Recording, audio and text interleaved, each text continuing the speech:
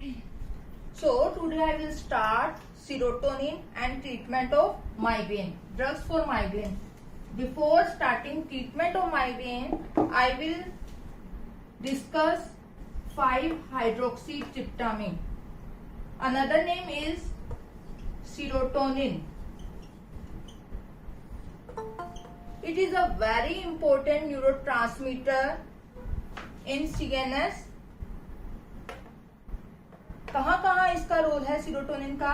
It act as a neurotransmitter in CNS. Number 1.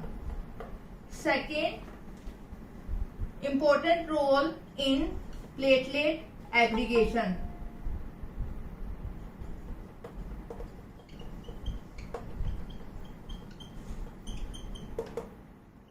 Third function, it play important role in smooth muscle, maintain the smooth muscle tone. यहाँ इसका main काम रहेगा serotonin का, act as a neurotransmitter, platelet aggregation, और ये क्या करेगा? Smooth muscle की टोन को मेंटेन रखेगा. अब चाहे वो विस्रल स्मूथ मसल हो, चाहे वो वेस्कुलर स्मूथ मसल हो, तो ये इसका रोल है. अपन सबसे पहले पढ़ते हैं सीरोटोनिन बनता कैसे है. Synthesis, storage and release.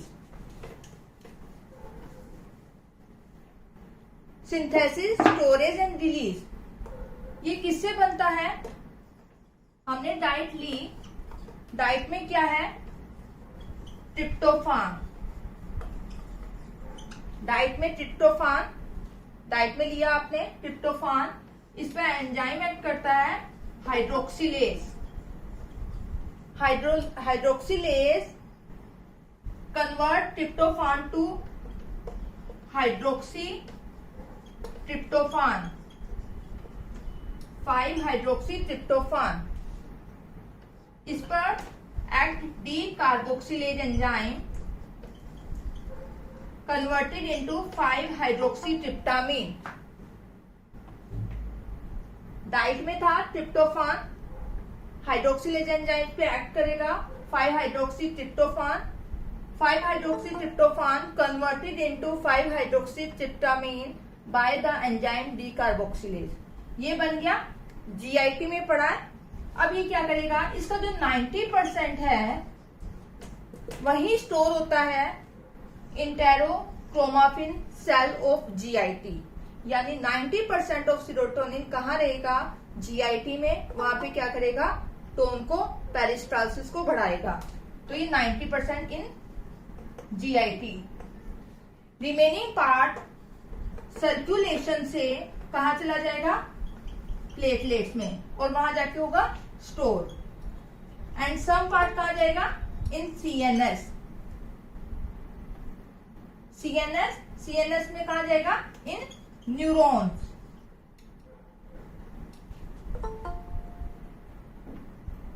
तो वहां पे एक्ट एज अ न्यूरोट्रांसमीटर. ठीक है. अपन यहां चलते हैं न्यूरॉन में. ये कैसे जाता है? न्यूरॉन में चला गया, CNS से न्यूरॉन में. अपन स्ट्रक्चर बनाते हैं न्यूरॉन की.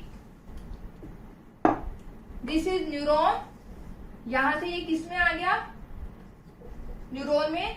एंड वहां जाके किस में स्टोर हो जाएगा? वेसिकल में. ये हो गया सीरोटोनर्जिक न्यूरॉन. वहां से क्या होगा? जैसे ही स्टिमुलस मिला, जैसे ही इसको स्टिमुलस मिला, ये 5-hydroxytryptamine release in synaptic cleft and act on organ through receptor. कितने रिसेप्टर हैं, क्या है, वो मैं अभी डिस्कस करती हूँ. तो जैसे ये न्यूरॉन से रिलीज हुआ, इट एक्ट ऑन रिसेप्टर. इसके जो रिसेप्टर्स होते हैं प्री सिनेप्टिकली भी हैं और पोस्ट सिनेप्टिकली भी हैं. Pre synaptic and post synaptic receptor दोनों हैं. जैसे इसने काम किया, its action is terminated by reuptake transporter. Reuptake by transporter, that is serotonin transporter. तो मैंने बताया था नोरेपिनेफ्रिन का action terminated by transporter, reuptake. Serotonin action is also terminated by reuptake. और यहाँ पे कौन से ट्रांसपोर्टर है इसके लिए? सीरोटोनिन ट्रांसपोर्टर, और वहां से इसमें आएगा साइटोप्लाज्म में, और यहाँ से वापस वेसिकल में स्टोर हो जाएगा। तो ये हो गया इसका action terminate. It is also terminated bye Mao enzyme, monoamine oxidase. अपनों ने कहा ना इसका 90% कहाँ है? जीआईटी के अंदर, इंटेरोक्रोमाफिन सेल, प्लेटलेट। तो वहां पे इसका एक्शन टर्मिनेट कैसे होगा? By the MAO enzyme, monoamine oxidase. तो action of serotonin is terminated by reuptake in neuron and by the enzyme that is monoamine oxidase enzyme. ये अपनों ने पढ़ा सिंथेसिस, स्टोरेज एंड रिलीज। अब बात आता है ये रिसेप्टर पे काम करेगा। नेक्स्ट पॉइंट आता है इसके रिसेप्टर्स। तो next is serotonergic receptor.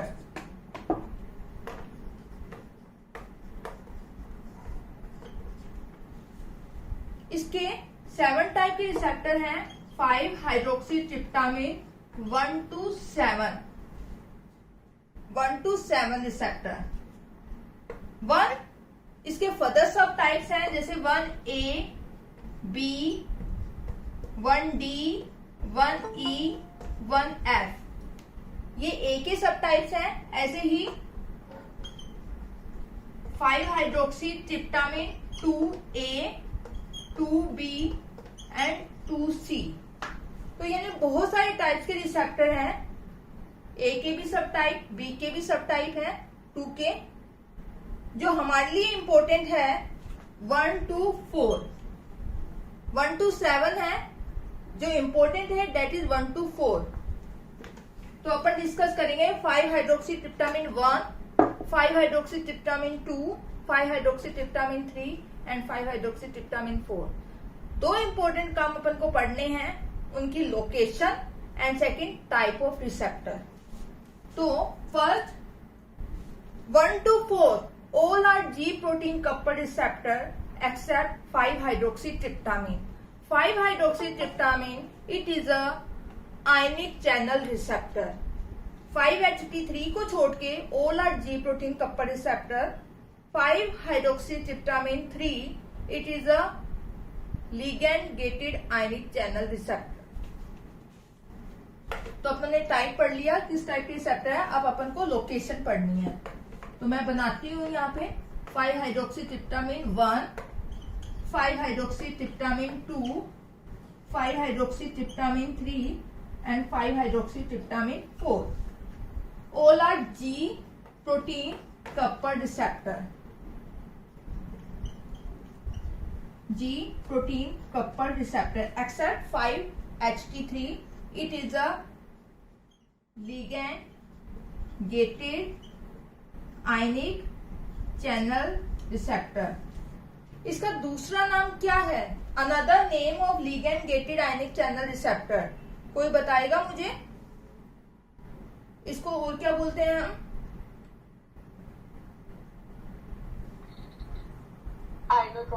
Very good. इनको बोलते हैं हम आइनोट्रोपिक रिसेप्टर। और बाकी इन 3 को जो जी प्रोटीन कपल रिसेप्टर है इनका दूसरा नाम क्या है?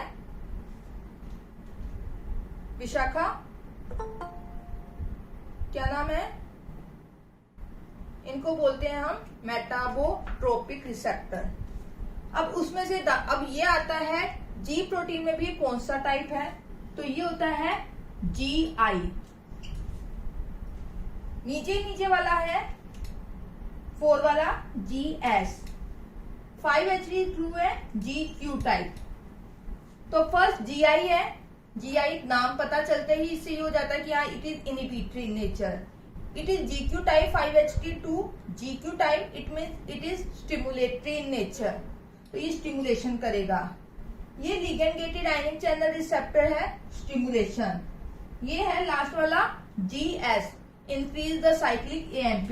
तो ये decrease cyclic AMP, activate the IP3 DAG pathway and last increase cyclic AMP। ये हमने पढ़ लिया। ये बहुत वाइड है सीरोटोनिन। मैं सिर्फ उतना ही डिस्कस करूंगी जो अपने फार्माकोलॉजिकल पॉइंट ऑफ व्यू से इंपॉर्टेंट है। नेक्स्ट आता है इनकी लोकेशन, ये type of receptor. Next is location. जो 5HT1 है ये होते हैं CNS के अंदर लोकेटेड प्रीसिनेप्टिकली। सारे के सारे CNS में तो होंगे, इतना याद रखना, ठीक है। नंबर 1 ये है CNS के अंदर प्रीसिनेप्टिकली। इसके भी मोस्ट कॉमन टाइप है 5HT1A, 5HT1B, 1D। ठीक है, मैंने कहा था इसके सब टाइप्स हैं A, B, D, E, F। तो A, B एंड D पर ये सब है प्रीसिनेप्टिक रिसेप्टर। प्रीसिनेप्टिक रिसेप्टर है, GI टाइप है। तो मुझे ये बताओ, प्रीसिनेप्टिक है तो ये ऊपर से सीरोटोनिन के लेवल को बढ़ाएगा या कम करेगा रिलीज को? कम करेगा क्योंकि ऊपर है प्रीसिनेप्टिक और GI टाइप है, डिक्रीज द साइक्लिक AMP। तो ये क्या करेगा, यहाँ प्रीसिनेप्टिक थे और GI टाइप का है ये रिसेप्टर 5HT1। तो ये क्या करेगा, वेसिकल से रिलीज को कम करेगा बाय गिविंग नेगेटिव फीडबैक। तो जब भी ये रिसेप्टर स्टिमुलेट होंगे ना 5HT1, अगर आप इसका कोई एगोनिस्ट देते हो तो सीरोटोनिन का लेवल कम होगा। है तो एगोनिस्ट पर लेवल क्या होगा, कम होगा। ठीक है, ये CNS में है। ये मेनली क्या करता है, मूड अफेक्टिव डिसऑर्डर में इसका रोल है। 5HT1 anxiety, mood affective disorder. तो जब एंजाइटी आएगी ना तो वहां हम इसको पढ़ेंगे, ट्रीटमेंट ऑफ एंजाइटी। तो वहां इस ड्रग का रोल है, इसका एगोनिस्ट होता है। जो काम किया है वही पढ़ेंगे अपन। 5HT1 एगोनिस्ट बस्पिरोन,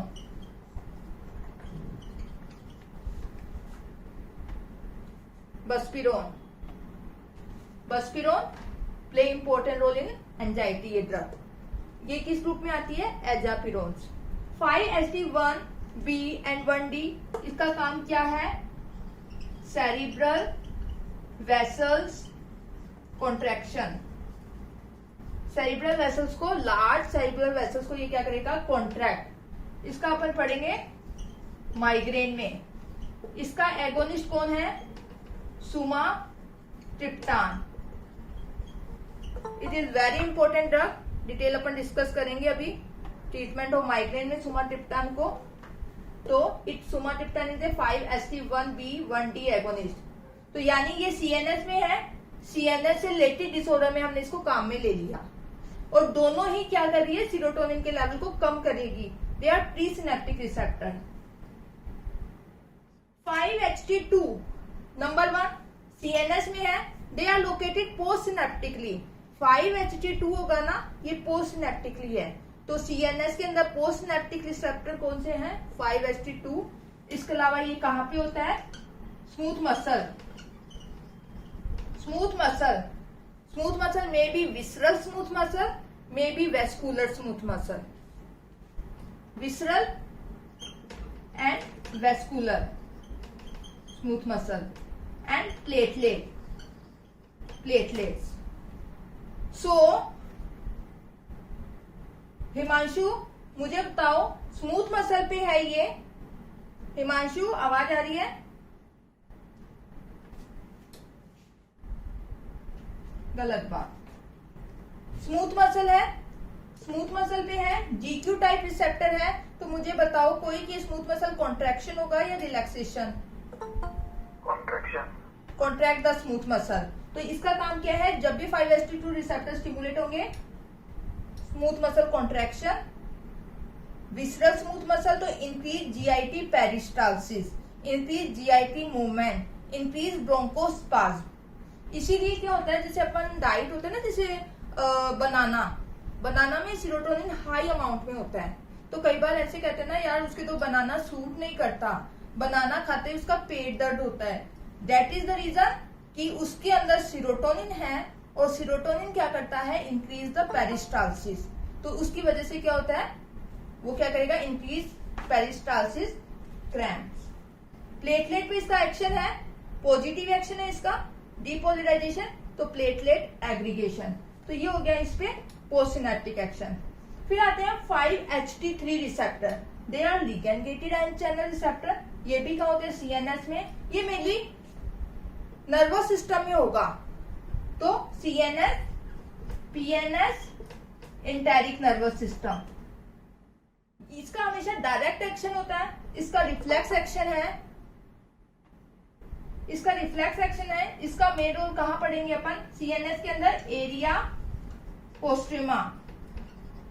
तो it stimulate the CTZ area, CTZ area को स्टिमुलेट करेगा तो ये क्या करेगा, इमेसिस यानी वोमिटिंग। तो 5-HT3 रिसेप्टर कहां प्ले करते हैं, वोमिटिंग में। इसके अलावा नर्व को स्टिमुलेट करेंगे तो पेन। तो 5-HT3 मेनली, तो हम जब होगा ना, जब हम ट्रीटमेंट ऑफ वोमिटिंग पढ़ेंगे तो उसमें हम क्या पढ़ेंगे, अब वोमिटिंग है तो मुझे बताओ 5-HT3 एगोनिस्ट दोगे या एंटागोनिस्ट। किसी पेशेंट को वोमिटिंग है और मुझे ड्रग देनी है, वोमिटिंग का रीजन क्या है, हाँ एंटागोनिस्ट देंगे ना। तो इसमें हम एंटागोनिस्ट याद रखेंगे, इसका जो इम्पोर्टेंट है antagonist. 5-HT3 antagonist ondansetron, ondansetron, it is a anti-emetic drug. Vomiting में हम ondansetron बहुत कॉमनली काम में रहते हैं, ठीक है। 5-HT4, 5-HT4 कहां पे है, सीएनएस में एंड इंटेरिक नर्वस सिस्टम। तो इसको अपन डिटेल में जीआईटी में पढ़ेंगे, इन दोनों को 5-HT3 and 5-HT4 upon GIT में पढ़ेंगे, 5-HT2 अपन और 5-HT1 मेनली कहां पढ़ेंगे, सीएनएस के अंदर। ये क्या करता है, इंक्रीज जीआईटी पेरिस्टाल्सिस,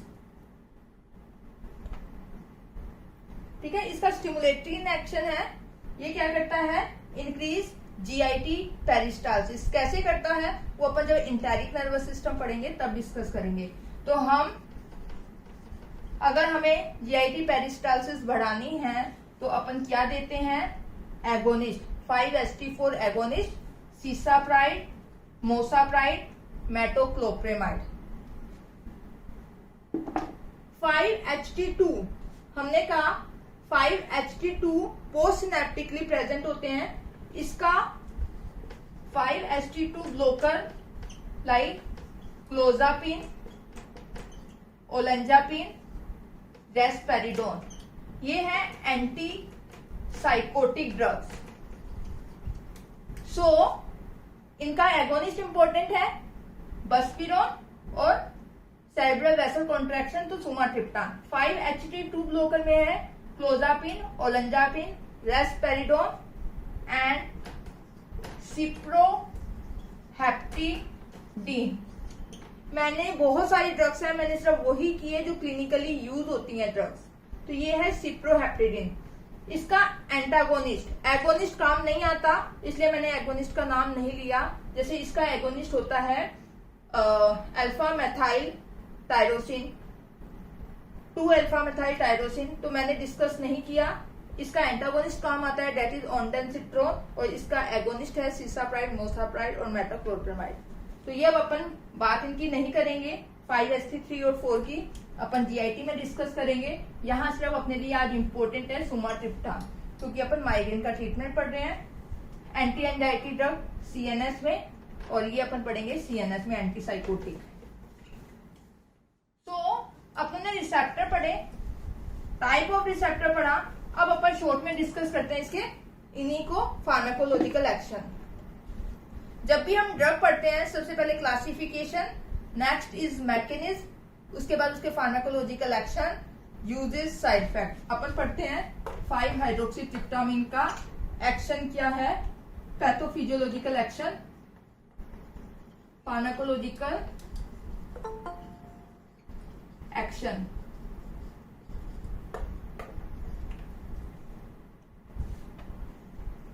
एक मैंने कहा जब 5-HT2 रिसेप्टर स्टिमुलेट होते हैं तो ये क्या करता है, वेस्कुलर स्मूथ मसल को कॉन्ट्रैक्ट। तो first action on blood vessel, blood vessel को ये डायलेट भी करता है, ब्लड वेसल को कॉन्स्ट्रिक्ट भी करता है, ठीक है। अगर स्मूथ मसल की बात करें, स्मूथ मसल को कॉन्ट्रैक्ट करके ये कॉन्स्ट्रिक्ट करता है। लेकिन 5-HT2C ये कहाँ होते हैं, एंडोथीलियम पे, वेस्कुलर एंडोथीलियम, वेस्कुलर एंडोथीलियम, वहां पे इसका क्या काम है, NO रिलीज करवाना, vascular endothelial derived relaxing factor, that is NO। यानी ये क्या करता है, वेसल को डायलेट।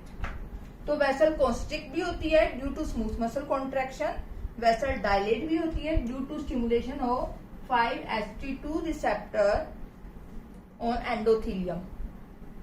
तो जब अपन इसको आईवी देते हैं सीरोटोनिन को, तो इसका ट्रिपल रिस्पॉन्स दिखता है। Initially 4 BP first step, initially sharp 4 BP followed by increased BP and third step persistent 4 BP। तो ये इसका मिक्स एक्शन दिखता है, इसको हम बोलते हैं ट्रिपल रिस्पॉन्स। तो first action on blood vessel, second visceral smooth muscle, visceral smooth muscle contract so increase GIT peristalsis and broncho constriction. Third stomach gastroprotective effect, gastroprotective effect. जो सीरोटोनिन है ये क्या करता है, डिक्रीज एसिड एंड पेप्सिन। ये अपन है ना serotonin का फिजियोलॉजी का रोल पढ़ रहे हैं, क्योंकि हमारी बॉडी में नॉर्मल सीरोटोनिन रिलीज हो रहा है, तो उसका क्या क्या काम होता है। तो सीरोटोनिन क्या करता है, decrease acid and pepsin and increase mucus production.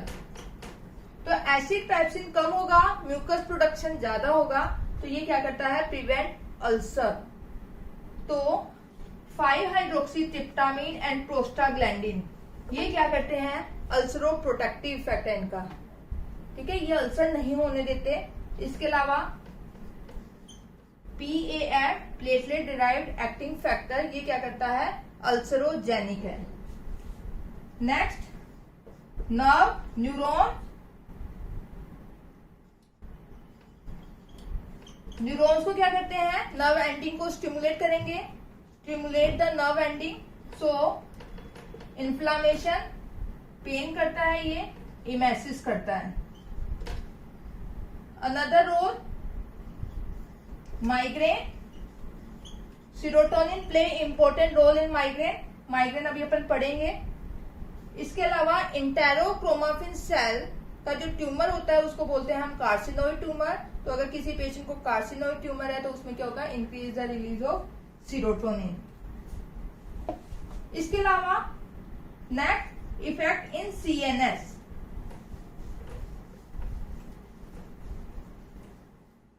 ये आप लिख लेना, CNS में बहुत कॉम्प्लिकेटेड रोल है इसका, CNS पे। CNS कुछ डिजीज के अंदर सीरोटोनिन क्या करता है, इंक्रीज है, कुछ डिजीज में सीरोटोनिन का लेवल कम। तो लाइक शाइजोफ्रेनिया, एंजाइटी, वोमिटिंग, इसमें क्या होता है, increase serotonin level. Schizophrenia it is a psychiatric disorder, anxiety, vomiting, in condition में सीरोटोनिन का लेवल बढ़ता है। डिप्रेशन, डिप्रेशन में क्या होगा, decrease the serotonin level. Depression किसकी वजह से होता है, due to decrease serotonin level. कोई मुझे बताओ, किसी पेशेंट को शिजोफ्रेनिया है, ट्रीटमेंट क्या दें हम यहाँ पे, शिजोफ्रेनिया है तो हम क्या दें, इसका एगोनिस्ट या इसका एंटागोनिस्ट, ठीक है।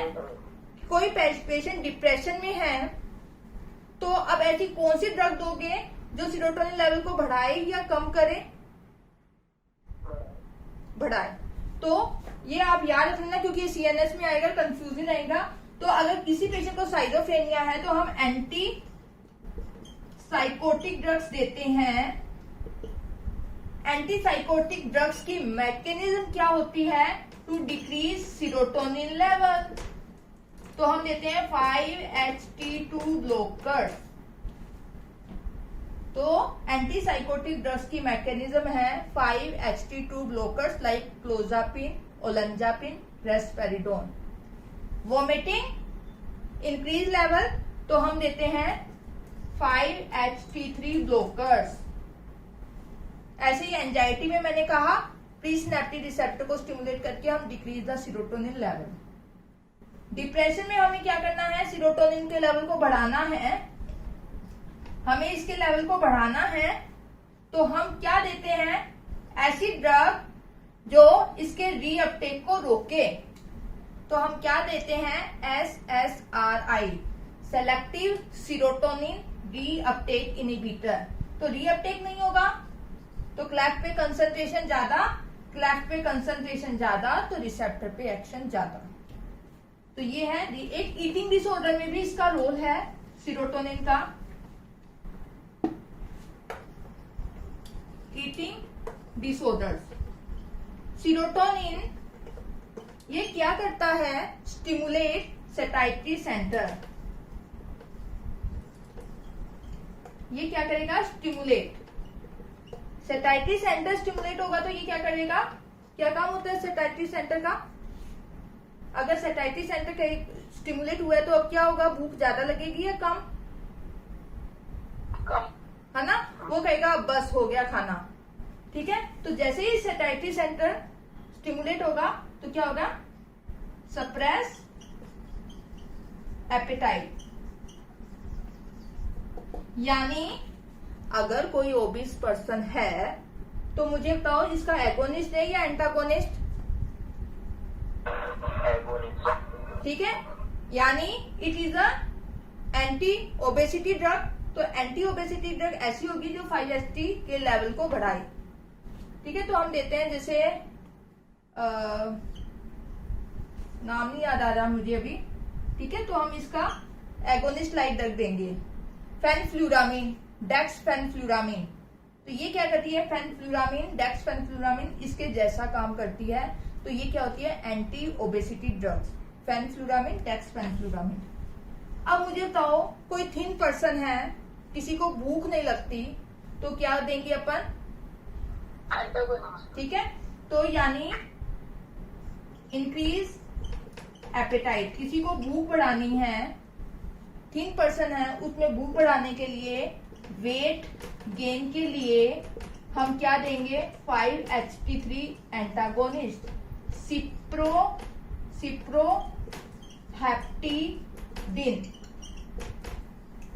बहुत कॉमन यूज होती है ये सिप्रोहेप्टिडिन, क्योंकि गांव में नॉर्मल है ना, ओल्ड एज में ये होता है, यार मुझे तो भूख नहीं लगती, भूख नहीं लगती कोई दवाई बताओ, भूख नहीं लगती कोई दवाई बताओ। बहुत कॉमन है उनके, तो उनको क्या दे दी जाती है, ये सिप्रोहेप्टिडिन की एक बोतल दे दी जाती है, सुबह शाम खाना खाने के बाद आप ले लेना। तो उससे क्या है, वो भी खुश हम भी खुश, उनको भूख लगनी स्टार्ट हो जाती है, क्योंकि सिप्रोहेप्टिडिन है, it is a 5-HT2 blocker, also having antihistaminic and anti muscarinic activity. तो ये सिप्रोहेप्टिडिन बहुत कॉमनली यूज होती है। मतलब हमारे साथ तो ये है, जहां भी हम जाते हैं ना, यार भूख नहीं लगती कोई दवाई लिख दो, तो या आप भी ये याद रखना, सिप्रोहेप्टिडिन की बोतल।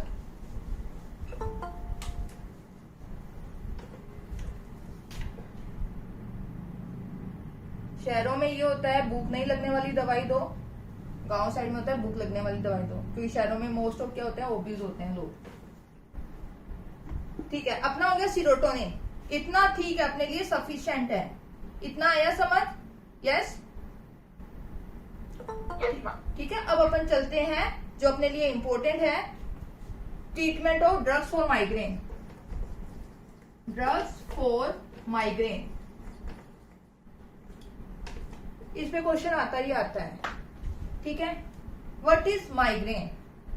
Migraine, it is a unilateral pulsatile headache associated with nausea, vomiting, and patient is sensitive to light and sound, ठीक है। माइग्रेन का क्या करेक्टरिस्टिक फीचर है, आधे सर में दर्द होता है मेरे, ऐसे पल्सेटाइल हेडेक होता है, और जी घबराता है, इच्छा होती है मैं उल्टी कराऊं, नोजिया, वोमिटिंग, और ऐसे लगता है कि मैं मतलब उसको लाइट भी चुभती है, सनलाइट में जाता है तो उसको इरिटेशन होती है, घर में बच्चे बोल रहे हैं उसे आवाज से इरिटेशन होती है कि यार चुप हो जाओ, तो irritation to sound and light associated with nausea and vomiting.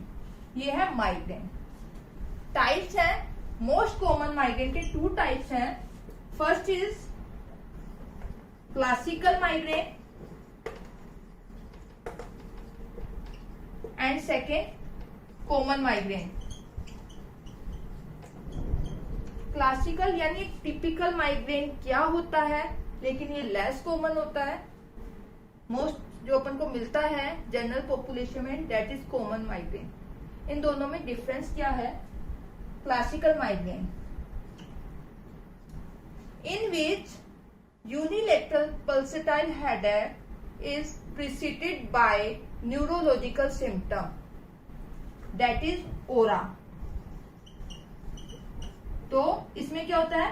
Classical migraine with ओरा और ये होता है विदाउट ओरा। ओरा मतलब न्यूरोलॉजिकल सिम्टम्स।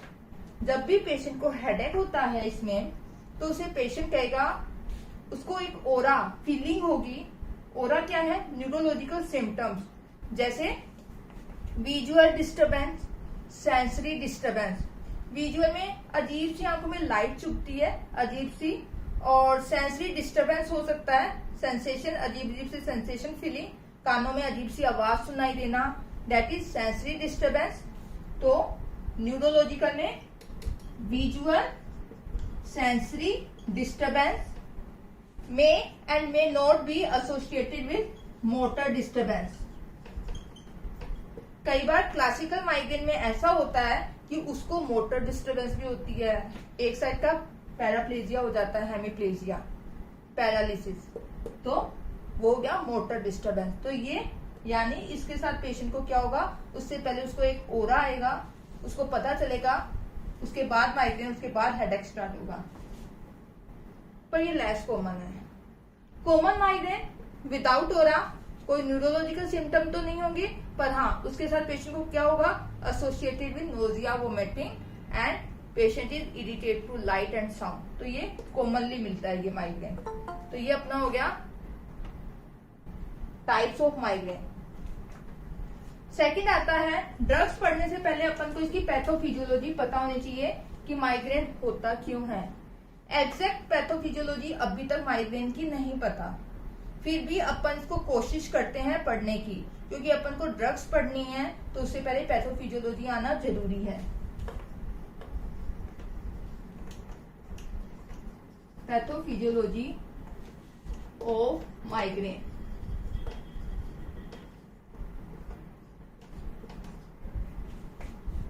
एक्चुअली इसकी 2 थ्योरी है, vascular theory and neurological theory. Neurological theory, migraine 2 वजह से हो सकता है, vascular component and neurological component. क्या है माइग्रेन? पेन है ना, पेन। पेन कैसे होता है अपन वो पढ़ते हैं, क्या रीजन है। तो इसका वेस्कुलर कोज भी है, इसका न्यूरोलॉजिकल यानी क्यू थ्योरी है। अपने ने अभी पीछे पढ़ा सीरोटोनिन प्ले इंपॉर्टेंट रोल। अनुराग आवाज आ रही है? Yes ma'am. अनुराग क्या टाइम हो रहा है? सॉरी मैम, पता नहीं था, 10 बजे क्लास है मेरे को। ये 10 बजे तो आपकी और क्लास होगी ना, पैथो या अदर माइक्रो की। ठीक है, तो अपन इसकी सबसे पहले पैथोफिजियोलॉजी पढ़ते हैं। मैंने कहा था serotonin play important role in migraine. Serotonin, जैसे ही सीरोटोनिन रिसेप्टर पे एक्ट करता है, that is serotonin receptor activation. Serotonin receptor activation होता है तो ये क्या करता है, इसकी 2 थ्योरी है, वेसल और न्यूरॉन्स दोनों को स्टिमुलेट करेगा। तो वेसल्स के अंदर ये क्या करता है, लार्ज क्रेनियल वेसल्स को डायलेट करता है। लार्ज यानी अंदर की नहीं, ब्रेन पैरेन्काइमा की नहीं, बाहर की। ये क्या करेगा, जैसे ही सीरोटोनिन की वजह से 5-HT रिसेप्टर स्टिमुलेट हुए, ये क्या करेगा, डायलेट लार्ज क्रेनियल वेसल्स। ये डायलेट क्यों होती है? ड्यू टू 5HT2C स्टिमुलेशन, और वो क्या रिलीज करता है? EDRF, तो dilatation.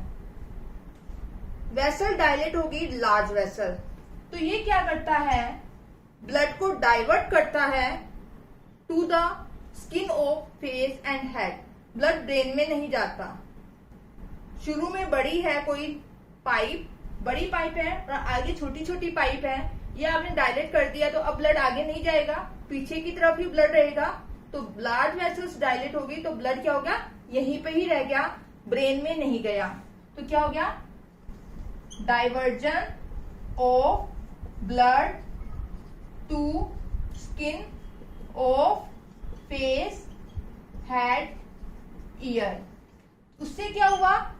Decrease blood supply to brain parenchyma. Brain को ब्लड नहीं पहुंचा, ब्रेन पैरेन्काइमा को नहीं हुआ, तो उससे क्या हुआ? इस्चेमिक पेन, इस्चीमिया हुआ और पेन हुआ पेशेंट को, इस्चेमिक पेन। ये हो गई अपनी vascular theory. Dilate large vessel, so diversion of blood to face, brain को सप्लाई नहीं पहुंची तो क्या हुआ? Ischemic pain. ये है वेस्कुलर थ्योरी। दूसरा, जैसे ही स्टिमुलेट हुए, ये क्या करता है? ट्राइजेमिनल नर्व को स्टिमुलेट करता है। Stimulate trigeminal nerve ending in meninges. Fifth nerve stimulate हुई ट्राइजेमिनल, तो एंड स्टिमुलेट हुआ, तो वहां से क्या होगा? Neurogenic inflammation. उससे क्या हुआ? Release inflammatory mediators like prostaglandin, kinin, CGRP, calcitonin, gene related peptide, substance P और भी बहुत सारे। तो ये क्या करेंगे? इन्फ्लामेटरी मीडिएटर रिलीज होंगे, तो ये क्या करेंगे? पेन। KDT में ये डायग्राम नहीं दे रखा तो शायद नहीं समझ आएगा। तो इसकी टू थ्योरी है, vascular and neurological theory. Nerve stimulate हुई, नर्व स्टिमुलेट होने से क्या हुआ? वहां पे इन्फ्लामेटरी मीडिएटर्स रिलीज हुए, जैसे prostaglandin and other inflammatory mediator. तो एक तो ये पेन करेंगे, और एक ब्लड नहीं जाने की वजह से क्या होता है? पेशेंट को पेन। तो ये इसकी क्या है? थ्योरी। फिर अपन को आता है, अब इसको पेन को ट्रीट करना है अपन को, तो इस पाथवे को रोक देते हैं अपन। सही बात है ना? अपन को ये रोकना है। तो जो ड्रग्स होती है माइग्रेन के लिए, ड्रग्स फॉर माइग्रेन, है ना, जो इन्फ्लामेटरी मीडिएटर्स की वजह से पेन हो रहा है, आप उसको रोक लो, तो हम ड्रग देते हैं NSAID, non steroidal anti inflammatory drug. Next class में आप पढ़ोगे, जैसे पैरासीटामोल देते हैं ना, सिर दुखा, पैरासीटामोल दे दिया, एस्प्रिन दे दी, सुमो, डोलो, नेक्सडोम। तो ये क्या होती है? सब non steroidal anti inflammatory drugs. ये क्या करती है? Decrease the release of prostaglandins. दूसरा अपना टारगेट होता है, इसको रोक दो। जब यही सीरोटोनिन का काम नहीं होगा तो ये भी रुक गया और ये भी रुक गया। ठीक है, तो हम देते हैं 5HT1B and D agonist. 5HT1B and D agonist. फिर हम देते हैं एक drug ergot alkaloids. Ergot alkaloids क्या करती है? वेसल को कॉन्स्ट्रिक्ट करती है। यही ट्रीटमेंट है माइग्रेन का। तो जब भी एक्यूट अटैक ऑफ माइग्रेन है तो हमारे पास 3 ग्रुप होते हैं, या तो एनसैड्स या sumatriptan and third is ergot alkaloid. So classification of drugs.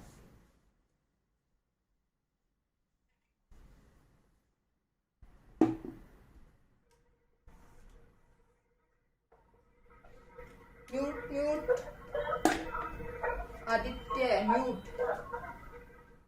ठीक है, तो क्लासिफिकेशन डिपेंड करता है कि पेशेंट को एक्यूट अटैक है या लंबा है, उसको क्रोनिक, तो हम उसमें प्रोफाइलैक्सिस देते हैं। तो for acute attack and prophylaxis, acute attack attack के लिए 3 ग्रुप है अपने पास, NSAIDs,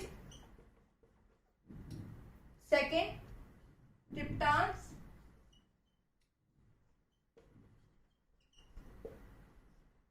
and third is ergot alkaloids. ठीक है, एनसैड बहुत कॉमनली यूज करते हैं। अगर आपके माइल्ड अटैक आया है, माइग्रेन था, ठीक है, इसमें भी अपन माइग्रेन का पढ़ेंगे, माइल्ड है, मॉडरेट है, सीवियर है। अगर माइल्ड है, पेशेंट को माइल्ड है तो उसमें हम देते हैं एनसैड, उससे काम चल जाता है। तो ये है माइल्ड का ट्रीटमेंट। मॉडरेट है, सीवियरिटी ज्यादा है, तो उसमें हम देते हैं एनसैड ट्राई करो, उससे ठीक नहीं होता है तो सुमाट्रिप्टान, या उससे भी नहीं हो रहा है तो अर्गोट एल्केलॉइड्स। प्लस माइनस अगर वॉमिटिंग है तो एंटी इमेटिक, ठीक है, इसमें हम देते हैं प्लस एंटी इमेटिक। बहुत ज्यादा सीवियर हेडेक है, बहुत ज्यादा सीवियर हेडेक है, उससे काम भी नहीं हो पा रहा, उसका मन नहीं लग रहा, तो उसमें हम क्या देते हैं, अब एंसर्स काम नहीं करती सीवियर में, तो हम देते हैं सुमाट्रिप्टान या ergot alkaloid plus anti emetic. Severe है तो उसमें हमें प्रोफाइलैक्सिस देने की जरूरत पड़ेगी। यानी mild to moderate case NSAIDs से काम चल जाता है, मॉडरेट टू सीवियर सुमाट्रिप्टान या अर्गेट एल्कोलॉइड्स में से एक, ठीक है, साथ में एंटीमेटिक ड्रग। लेकिन अगर उसको सीवियर माइग्रेन है तो हमें साथ में प्रोफाइलैक्सिस ऐड करना पड़ता है। प्रोफाइलैक्सिस में हम देते हैं मोस्ट कॉमनली बीटा ब्लॉकर्स, मैंने डिस्कस किया था, बीटा ब्लॉकर्स, प्रोप्रेनोलोल, इसके अलावा calcium channel blockers, flunarizine, tricyclic antidepressant, amitriptyline, antiepileptics like valproate, topiramate, gabapentin. इसके अलावा अदर में है AT1 ब्लॉकर्स, AC इनहिबिटर्स। ये अपन डिस्कस करेंगे। जैसे बीटा ब्लॉकर अपना हो गया तो आपको इसके बारे में पता है, अपन ने प्रोप्रेनोलोल यूज किया था। ये क्या करता है, माइग्रेन के साथ जो एसोसिएटेड एंजाइटी है उसको ये क्या कम करता है, सिंपैथेटिक एक्टिविटी जो बढ़ी होती है उसको कम करता है। CC ये अपन 1 बाय 1 जैसे जैसे चैप्टर आएंगे पढ़ेंगे।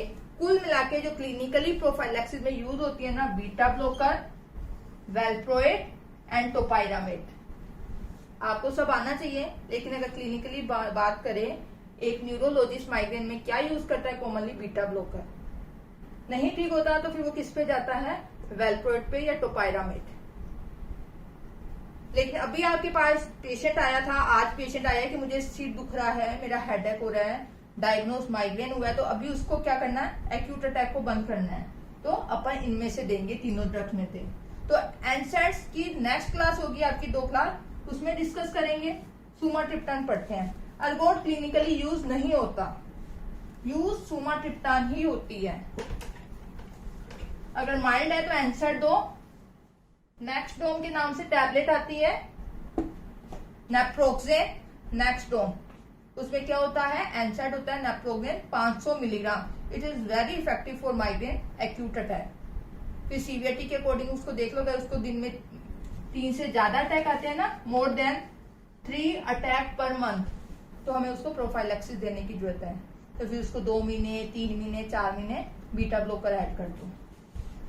एक्यूट अटैक को रोकने के लिए नेक्स्टडोम, और साथ में प्रोफाइलैक्सिस। अगर 3 से ज्यादा अटैक आ रहे हैं तो आप साथ में प्रोफाइलैक्टिक ट्रीटमेंट ऐड करो।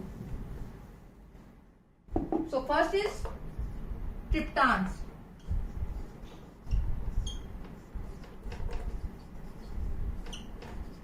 Triptans, it includes sumatriptans, naratriptan, elmotriptan, zolmitriptan, frovatriptan, etc. बहुत सारे ट्रिप्टान है, ठीक है। बात अपन को पढ़नी है इनका राशनल, कि इनको माइग्रेन में हम यूज क्यों करते हैं। तो यानी mechanism of triptan in migraine. हमने कहा माइग्रेन में क्या था, पेनियल वेसल डायलेट हो रही थी, डाइवर्जन ऑफ ब्लड हो रहा था ड्यू टू सीरोटोनिन। तो अपन क्या देते हैं 5-HT1B1D एगोनिस्ट। तो ये क्या करते हैं, it is a agonist on 5-HT1B and D receptor. It is a presynaptic receptor. तो जैसे ही आपने इसका एगोनिस्ट दिया डिक्रीज 5-हाइड्रोक्सीट्रिप्टामिन, तो उससे क्या हुआ, सीरोटोनिन कम हो गया, तो उससे क्या होगा, constrict the dilated पेनियल blood vessel. तो उससे क्या होगा, ब्लड सप्लाई ब्रेन को ज्यादा। Second, decrease neurogenic inflammation. Serotonin ज्यादा होने की वजह से न्यूरोजेनिक इन्फ्लामेशन हो रहा था, फिफ्थ नर्व स्टिमुलेशन थे, तो वो भी ये कम करेगा। दूसरा, ब्रेन के अंदर सीरोटोनिन का लेवल कम हो गया, तो अब क्या हो जाएगा, decrease nausea and vomiting. Decrease nausea and vomiting. So this is the mechanism, rationale of sumatriptan in migraine. It acts as an agonist on 5-HT1B receptor, so decrease the serotonin level. After that, constriction the dilated cranial vessel, so increase blood supply to the brain parenchyma, and also decrease the neurogenic inflammation and decrease nausea and vomiting. Side effect क्या होता है इसका, peripheral side effect है, अच्छी drug है, लेकिन इसका side effect क्या होता है, जो सुमाट्रिप्टान है, सुमाट्रिप्टान ओरल बायोबिलिटी ओनली 15%, तो इसको हम सब्क्यूटेनियस देते हैं।